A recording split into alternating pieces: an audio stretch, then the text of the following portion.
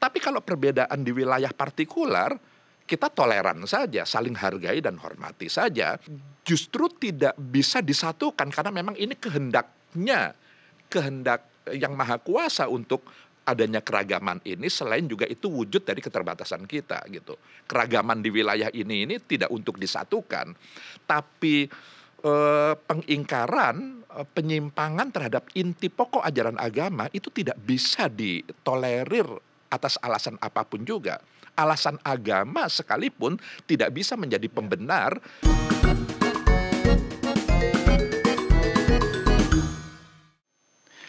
Merdeka. Jumpa lagi bersama dengan saya Arto Biantoro di program Podcast Nusantara. Kalau kita percaya Indonesia dengan begitu banyak ragamannya, bahasa, suku, dan adat istiadat, tentu saja juga kita bicara soal agama. Dalam beberapa tahun terakhir kita mendengar banyak sekali istilah tentang radikalisme, dan kemudian hari ini saya juga baru saja mendengar sebuah konsep baru yang disebut dengan moderasi beragama. Nah, sosok yang paling tepat untuk membahas tentang moderasi beragama adalah Bapak Dr. Kiai Haji Lukman Hakim Syaifuddin. Selamat datang di podcast, Pak. Terima kasih telah diundang di podcast ini, Mas Arto. Ini jujur saya baru mendengar istilah moderasi beragama, meskipun sebenarnya kalau mengakar pada buku ini, istilah ini memang sudah ditemukan 2015-2016 ya Pak, kira-kira. Boleh cerita tentang konsep dasar apa itu moderasi beragama? Iya, jadi moderasi beragama, bukan moderasi agama. Ya. Karena yang dimoderasi itu cara kita beragama. Beragama itu memahami dan mengamalkan ajaran agama. Agama tidak perlu dimoderasi karena agama itu datang dari yang maha benar, dari yang maha sempurna, pasti benarnya sebagai sebuah ajaran. Tapi cara kita memahami ajarannya, ajaran Tuhan, dan mengamalkannya, boleh jadi karena satu dan lain hal itu bisa berlebih-lebihan atau bisa melampaui batas. Nah, upaya atau ikhtiar kita memoderasi faham dan amalan keagamaan kita itu dilakukan karena ada sebagian kita yang berlebih-lebihan atau melampaui batas dalam memahami dan mengamalkan ajaran agama. Oleh karenanya yang ingin dihindari dari gerakan penyadaran bersama yang disebut moderasi beragama itu adalah ekstremitas. Ekstrim itu berlebih-lebihan atau melampaui batas. Bukan radikal, karena radikal itu kalau merujuk kepada akar katanya, redik itu menghujam ke bawah, mengakar kuat ke bawah. Dalam konteks beragama itu diperlukan, orang harus belief, keyakinan. Agama itu kan sesuatu keyakinan, itu ya harus menghujam kuat ke bawah, mengakar. Jadi redik dalam artian seperti itu positif sebenarnya. Oleh karenanya yang ingin dihindari bukan radikal dalam konteks moderasi beragama, tapi ekstremitas. Memahami dan mengamalkan agama yang berlebih-lebihan, yang melampaui batas. Yang nanti bisa dijelaskan apa yang dimaksud berlebih-lebihan dan melampaui batas. Meskipun kemudian mungkin beberapa atau sebagian orang menganggap yang dimaksud dengan radikalisme itu sebenarnya adalah ekstremitas itu. Ya, ekstremitas. Padahal makna sesungguhnya adalah soal kedalaman, justru kepada fondasi yang kokoh. Dan memang hari ini justru agama harus bisa berlatar belakang radikal tadi. Ya, radikal dalam artian mengakar kuat, menghujam ke bawah ya, bukan yang lalu kemudian melakukan tindakan kekerasan, lalu kemudian intoleran. Itu yang hendak dihindari dari moderasi ini. Ya. Nah, kalau kemudian kita balik ke belakang dalam konteks sejarah, kita selalu melihat dua sudut pandang di dalam agama itu sendiri, baik yang bersifat ekstrim maupun yang non ekstrim atau bebas. Kemudian bagaimana konsep ini menjadi lebih relevan hari ini ketika kita bicara soal membangun keseimbangan tersebut. Ya, jadi moderasi beragama itu berangkat dari pengalaman umat beragama itu sendiri ketika dia ingin memahami ajaran agama yang dari faham itu lalu kemudian mewujud dalam amalan-amalan keagamaan. Setiap umat beragama selalu merujuk kepada teks. Karena sumber rujukan utama setiap penganut agama itu adalah kitab suci. Betul. Kitab suci bentuknya teks. Lalu juga tidak hanya kitab suci, apa yang menjadi perkataan, ucapan, tindakan, perbuatan, ketetapan dari orang-orang suci, itu pun juga menjadi rujukan bagi penganut agama ketika dia ingin memahami dan mengamalkan ajaran agama. Dan itu juga bentuknya teks. Jadi walhasil setiap penganut agama, apapun agama yang dianutnya, pasti dia merujuk kepada teks gitu ya, kepada firman Tuhan, itu bentuknya teks. Nah, ketika orang menyikapi teks, ada dua kemungkinan orang berada pada posisi yang ekstrim. Yang pertama itu terlalu tekstualis, terlalu bertumpu kepada teks semata dan mengabaikan konteks, itu yang bisa menyebabkan orang berlebih-lebihan dalam memahami ajaran agama. Atau kemungkinan yang kedua, ketika menyikapi teks itu terlalu bebas, begitu bebasnya tanpa batas, sehingga tercerabut dari teksnya itu sendiri dalam memahami, dalam menerjemahkan, dalam menafsirkan teks-teks keagamaan itu. Nah, dua-duanya ini berlebih-lebihan dan melampaui batas. Inilah yang ingin dibawa ke tengah, ingin dimoderasi, menjadi moderat. Moderat itu di tengah dalam artian tidak berlebih-lebihan, tapi juga tidak kekurangan. Jadi kesedangan, dia mengandung prinsip adil dan berimbang dalam menyikapi teks-teks keagamaan itu. Nah, kalau dalam konteks pengawasan, di mana kemudian titik kita bisa mengatakan bahwa ini adalah moderasi atau kemudian liberasi, katakanlah begitu. Kembali kepada inti pokok ajaran agama itu sendiri. Apakah inti pokok ajaran agama itu disimpangi atau tidak, diingkari atau tidak? Karena begini, setiap ajaran agama, apapun agamanya, ajarannya itu bisa diklasifikasikan ke dalam dua kategori untuk mudahnya begitu ya. Ada ajaran-ajarannya yang universal, yang inti, yang pokok, diyakini kebenarannya oleh semua manusia di dunia tanpa terkecuali. Apapun latar belakang, rasnya, etnisnya, suku bangsanya, warna kulitnya, jenis kelaminnya, agama yang dianutnya. Bahkan orang tidak beragama sekalipun, ketika dia menghadapi ajaran-ajaran agama yang universal, dia akan meyakini ini ajaran kebenaran. Kebenaran yang absolut. Yang misalnya menegakkan keadilan. Semua orang pasti memanusiakan manusia. Itu inti pokok ajaran agama. Agama harus hadir dalam rangka melindungi, menjaga harkat, derajat, martabat kemanusiaan, menebarkan kasih sayang. Itu inti pokok ajaran agama. Membangun kedamaian, menjaga kerukunan, jangan mencuri, jangan berbohong, banyak sekali inti-inti pokok ajaran agama. Membangun kemaslahatan bersama misalnya. Nah, tapi tidak semua ajaran agama itu masuk kategori universal. Ada juga yang partikular. Jadi kalau di sini inti, di sini cabang. Kalau di sini universal yang tadi, kalau di sini partikular itu. Nah, ajaran-ajaran agama yang masuk wilayah partikular ini jangankan diyakini kebenarannya oleh semua manusia, bahkan oleh sesama penganut satu agama yang sama, belum tentu orang bersepakat bahwa itu ajaran kebenaran atau tidak. Banyak sekali itu yang sifatnya amalan-amalan keagamaan, ritual keagamaan, dogma-dogma, mazhab-mazhab sekte, banyak sekali gitu. Semua agama punya. Nah, kembali kepada pertanyaan tadi itu, apa sih yang membedakan sebuah faham atau amalan keagamaan itu dikatakan moderat atau ekstrim? Maka jawabannya adalah, apakah faham keagamaan itu, apakah amalan-amalan keagamaan itu mengingkari inti pokok ajaran agama atau tidak? Kalau diingkari, disimpangi, ekstrim dia, berlebih-lebihan dia. Misalnya di mimbar-mimbar keagamaan sekalipun, bahkan di rumah-rumah ibadah sekalipun, tapi kita menebar kebencian misalnya, itu berlebih-lebihan. Karena itu menyimpangi inti pokok ajaran agama.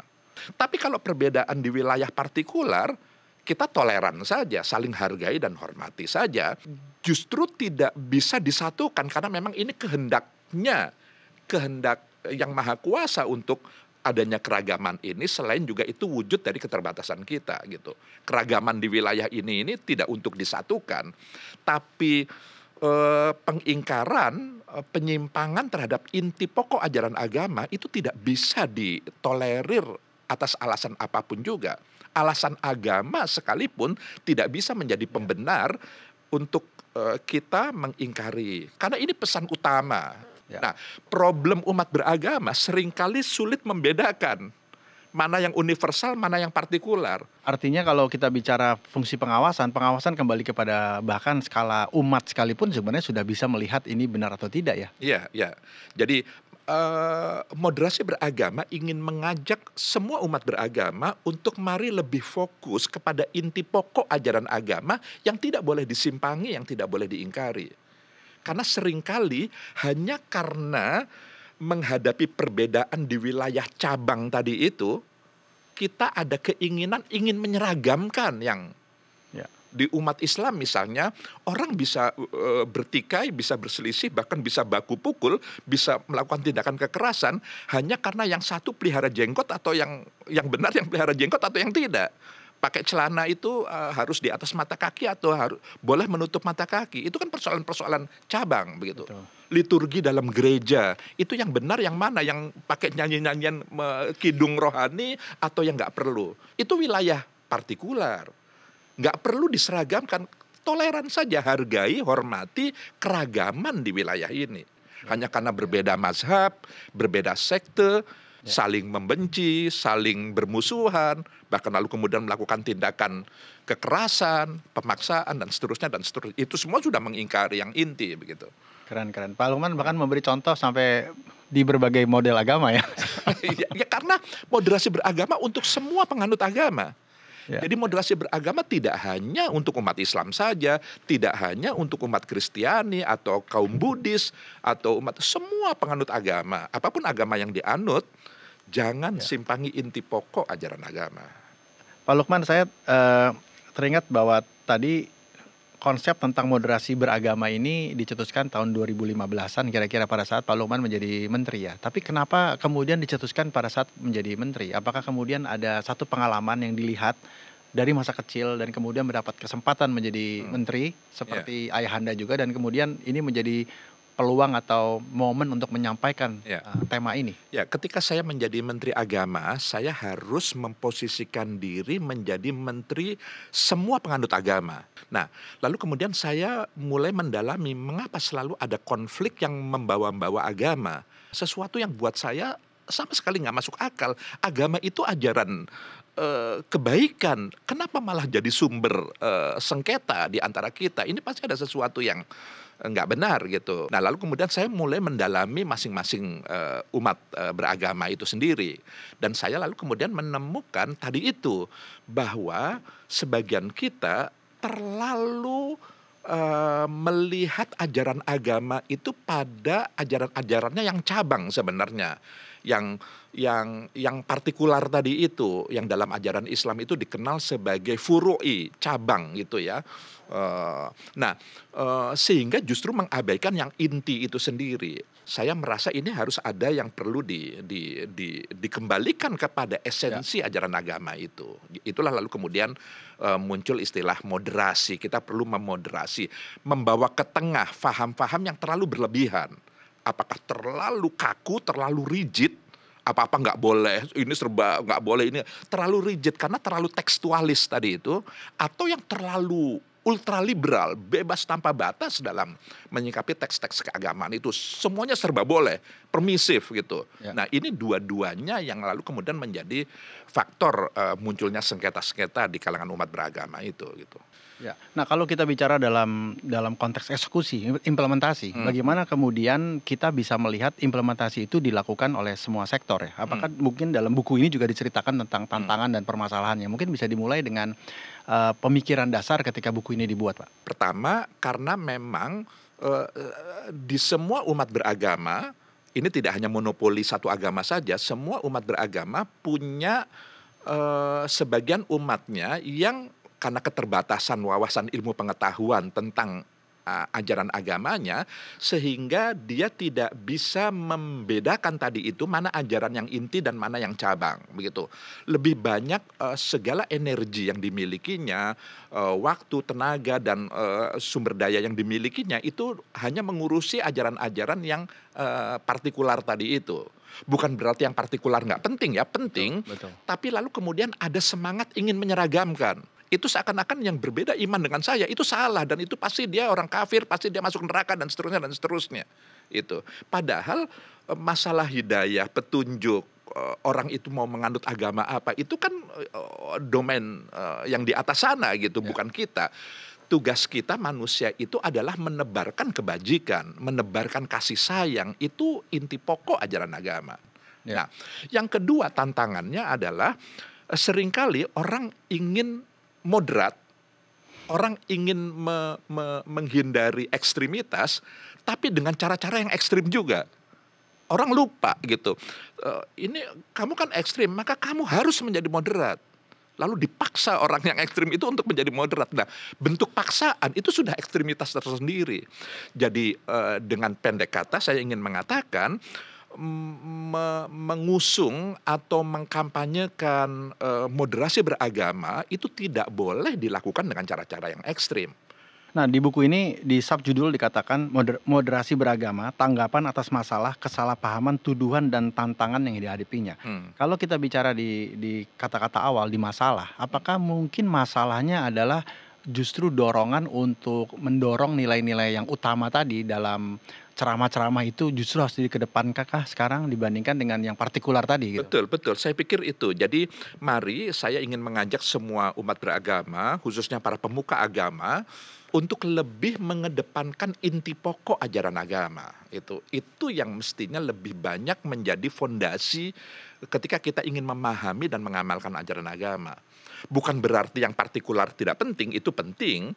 Tata cara peribadatan, dogma-dogma, doktrin, keagamaan. Tapi ini memang beragam, berbeda. Dan jangan pernah punya obsesi atau berpretensi untuk menyeragamkan keberagaman ini.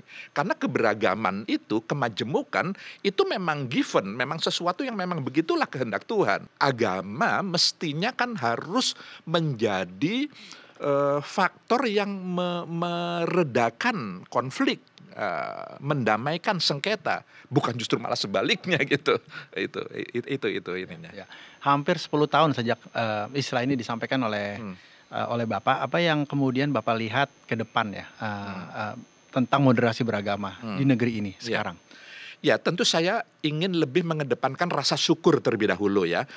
Saya bersyukur bahwa bangsa Indonesia itu punya modal dasar, modal sosial yang sangat kuat. Hakikatnya kaum beragama yang moderat pada dasarnya secara keseluruhan gitu. Namun kita tidak bisa menutup mata karena era globalisasi, apalagi pengaruh sosial media, apalagi juga kompetisi hidup ini semakin keras, semakin tajam, semakin besar. Orang lalu kemudian bisa melampaui batas dalam memahami ajaran-ajaran agama. Nah, oleh karenanya diberikan perhatian yang cukup itu. Meskipun modal sosialnya, modal besarnya itu kita moderat, tapi juga faham-faham ekstrim itu selalu ada di tengah-tengah kita. Oleh karenanya dalam menjaga yang besar ini harus tetap dirawat, dijaga, dipelihara supaya lalu kemudian tidak menjadi ekstrim gitu. Nah, itu tantangan kita gitu sebagai sebuah bangsa yang memposisikan agama begitu sentralnya. Karena ini bangsa agamis, tidak ada urusan yang tidak terkait dengan nilai-nilai agama. Kita mau apa saja selalu terkait dengan nilai-nilai agama gitu. Sehingga faham dan amalan keagamaan itu menjadi sesuatu yang penting untuk tetap dijaga, dipelihara, dirawat agar tidak ekstrim. Gitu. Ya. Ada contoh sederhana dari katakanlah kita semua sebagai warga negara untuk bisa mendorong dan mendukung gerakan moderasi beragama ini. Ya, jadi tadi itu modal sosial kita itu patut kita syukuri. Kita juga sudah menjadikan moderasi beragama ini sebagai gerakan penyadaran bersama, bahkan itu sudah menjadi salah satu isu penting dalam rencana pembangunan jangka menengah nasional 2020-2024. Dan sekarang saya sedang berjuang untuk supaya itu masuk juga ke dalam rencana pembangunan jangka panjang 2025-2045. Maksudnya adalah bahwa memoderasi cara kita beragama itu tidak lagi hanya menjadi tugas utama Kementerian Agama, sebuah kementerian yang membidangi agama, tapi semua kementerian lembaga itu punya tanggung jawab yang sama. Semua organisasi-organisasi kemasyarakatan dan semua kita punya tanggung jawab yang sama untuk menjaga jangan berlebih-lebihan dalam beragama itu. Nah, pertanyaan terakhir Pak Lukman. Kalau kemudian kita ingin berkontribusi lebih dalam, bagaimana kita bisa melakukannya dalam lingkungan kita yang paling kecil? Ya. Ini menarik nih. Jadi memang nilai-nilai agama itu kan harus ditanamkan pada usia dini ya. Betul. Unit terkecil dalam masyarakat itu adalah keluarga. Jadi misalnya kita bisa mengajarkan, mendidik anak-anak kita tentang keberagaman itu, bahwa keragaman itu harus dihormati. Misalnya bisa kita ceritakan selera gitu. Selera makanan, selera warna, selera macam-macam, itu beragam-ragam. Kita hormati, kita hargai keragaman. Itu contoh-contoh aja kehidupan. Jadi dalam kehidupan itu ada keragaman yang tidak perlu diseragamkan. Tapi juga dalam kehidupan ada sesuatu nilai pokok yang menjadi inti pesan utama ajaran agama yang nggak boleh disimpangi, nggak bisa diingkari. Misalnya memanusiakan manusia. Jadi sebesar, sekeras, setajam apapun perbedaan antar kita, jangan sampai kita melukai perasaan teman kamu atau saudara kamu, tetangga kamu, apalagi melukai fisiknya, melakukan tindakan kekerasan, itu sama sekali harus dicegah. Melakukan ujaran kebencian, misalnya merusak, misalnya apa, fasilitas umum, segala sesuatu yang bisa dipetik manfaat oleh orang banyak, itu nggak boleh dirusak. Itu pesan utama ajaran agama. Ya, Baik. saya pikir begitu. Ya. Pak Lukman, terima kasih banyak, dan tentu saja saya ingin sekali membaca buku ini lebih jauh, dan Terima kasih. saya terinspirasi tentu saja juga ketika Bapak mendapatkan gelar Dokter HC ya, honoris causa dari Universitas Islam Negeri Syarif Hidayatullah. Ya. Dan mudah-mudahan buku ini bisa menjadi akar dan modal kita bersama. Ya. Untuk Saya bersyukur karena ini sudah cetakan ke-8, jadi padahal baru tahun lalu, Mei 2022. Ya. Ya. Dan tentu saja di belakang ini saya sangat tergugah sekali, ada sebuah kalimat yang ditulis oleh Bapak. Saya ingin membacakannya, dan mudah-mudahan ini juga bisa menjadi inspirasi bagi kita semua ya. Moderasi beragama tak pernah menggunakan istilah musuh, lawan, perangi, atau singkirkan terhadap mereka yang dinilai berlebihan dan melampaui batas dalam beragama. Sebab tujuan moderasi adalah mengajak, merangkul, dan membawa mereka yang dianggap berlebih dan melampaui batas agar bersedia ke tengah untuk lebih adil dan berimbang dalam beragama. Ini dalam banget sih, Pak. Terima kasih. Terima kasih Pak Lukman sudah kasih, hadir Mas bersama Arto. kami dan memberikan banyak sekali wawasan untuk mencintai negeri ini. Ya. Sampai kita berjumpa lagi di program Podcast Nusantara berikutnya. Anda bisa melihat tayangan ulang kami di YouTube channel kami dengan nama Podcast Nusantara. Sampai di episode berikut, Podcast Nusantara, hidupkan cinta Indonesia.